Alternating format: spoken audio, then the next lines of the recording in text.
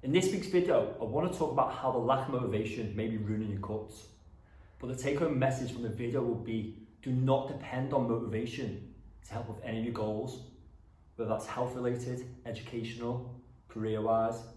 Don't use motivation as a tool for success. Now, motivation can be affected in so many different ways. Some of the obvious being stress and anxiety, sleep. Let's say you're having a good night's sleep, maybe about 4 hours. Your motivation levels are going to be very low. The chances are you're going to be quite hungry throughout that day, craving a lot of glycogen. Motivation is not going to help you get into the gym that day and have a successful session. What will though is the drive and determination to succeed and to have a very good, efficient training session. Hydration is a massive one. Whether you're drinking 2 litres a day or 3 litres a day, being hydrated is key to being healthy.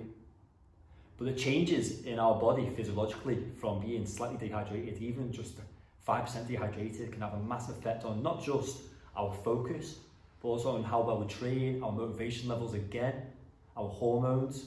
So always keep topped up with water. I'd never say have 2 litres a day, have 3 litres a day, because it depends on your body size, shape, how active you are, but keep very hydrated. Another very important fact that's going to affect your motivation levels will be the energy and nutrients that you take in on a daily basis.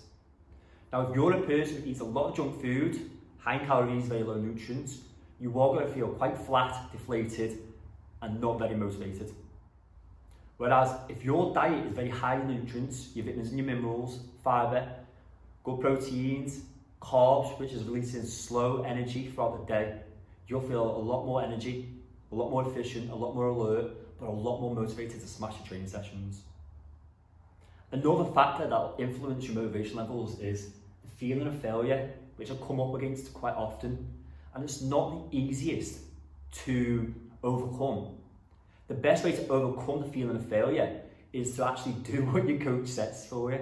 Quite ironic, I know, but whether that's maybe hitting your training sessions, your steps, HIIT sessions, your nutrition, and you start to see progress, you start to feel better, especially if you're eating and taking the nutrients that you need. Physiologically, mentally, you feel good about yourself. That feeling of failure gets brushed aside because you're seeing progress.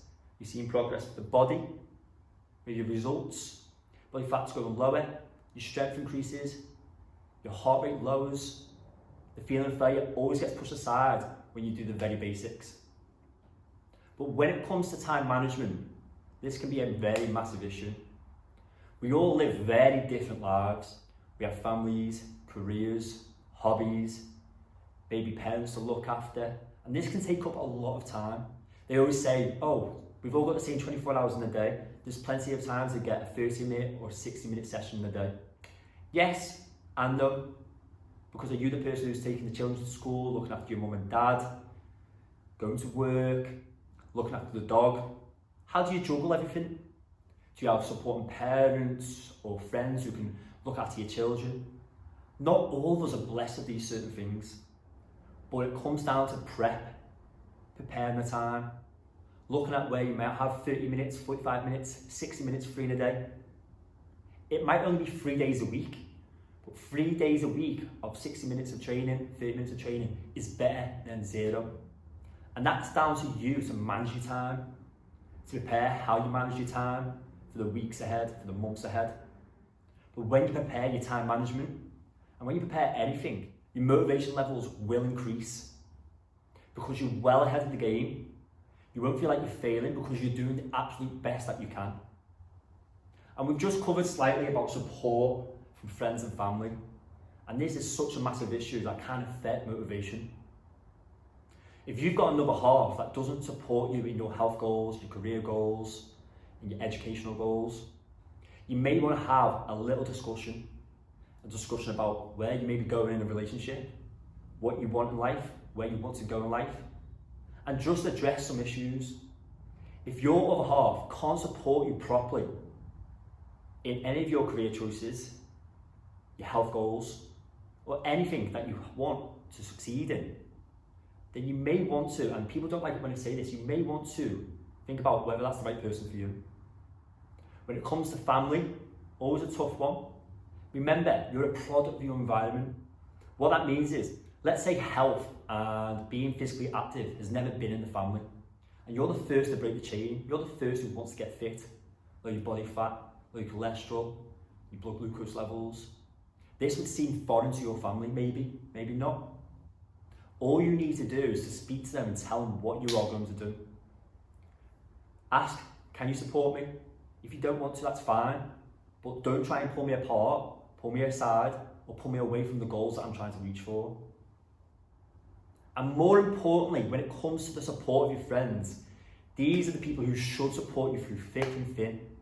If your goals are to lose weight, get healthier, be more active, lower the amount of binge drinking and alcohol consumption, then you just need to tell your friends that and ask them not to influence it every week, every month, but to plan in advance so that you can plan your goals around maybe that one event, which is absolutely fine. We still want to have a bit of fun, enjoy ourselves, but all in moderation. Things like confidence can affect your motivation. Again, that works hand in hand with the feeling of failure. The more you succeed, the more confident you feel, the higher your motivation levels go. But the last one I'm going to focus on is FOMO, the fear of missing out. Missing out on parties, getting drunk, eating rubbish foods with friends and family. It's the same things that you do on a weekly basis.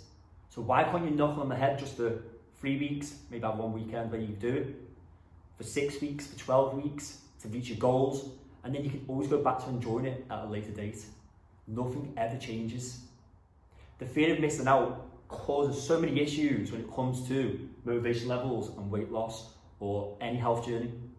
But the problem is you're not missing out on anything. You could still go out and adapt how you would drink, eat, enjoy yourself. You could miss the night and you probably won't miss out on anything. Just people getting very drunk and doing very stupid things, the same as the week before, the month before, the year before.